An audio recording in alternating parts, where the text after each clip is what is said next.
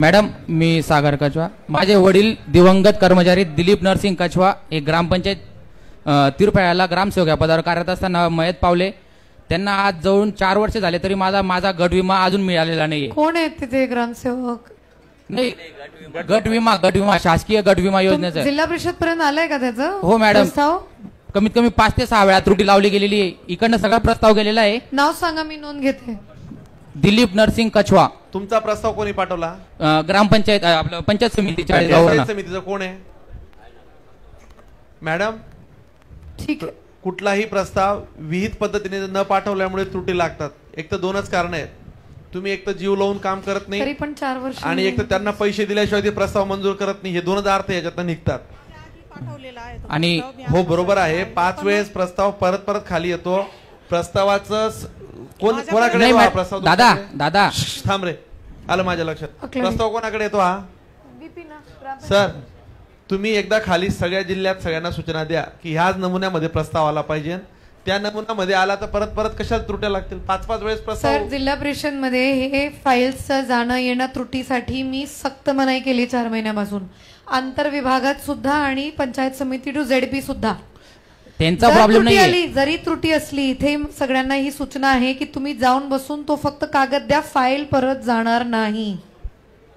इथून जातोय फक्त एफडी मधूनच तिथे 5-10 गेला मॅडम. तो इकडनं पूर्ण व्यवस्थित बनवलेला आहे. म्हणजे हे त्रुटी वगैरे लावून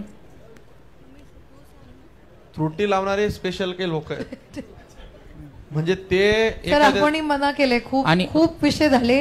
हे काय करता? FD to GAD, GAD FD, FD to GAD, GAD. माझ्या वडिलांच्या हातची एक फाईल आहे, ती अजून मी आमदार झाल्यावर बी होत नाही पूर्ण. दादा, आणि आपला अनुकंपाचा विषय संदर्भात पण आपल्याला निवेदन दिलं होतं. त्याच्यावर काय रोय चालली ती?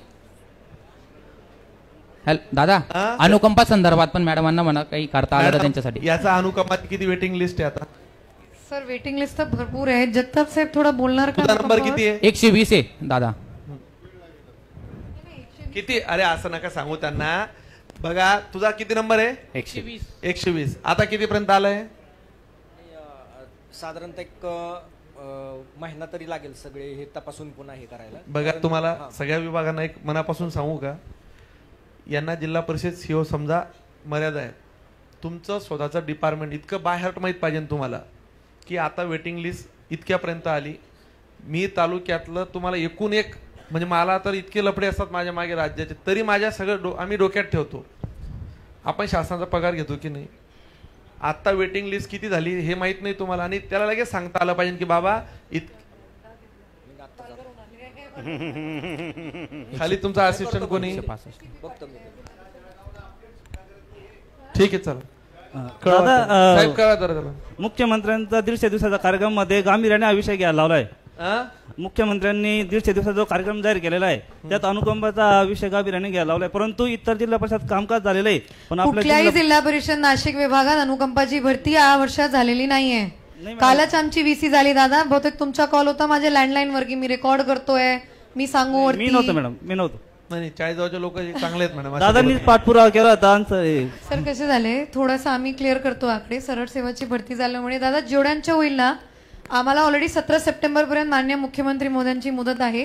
तोपर्यंत सगळे आपण हे क्लिअर करून टाकू.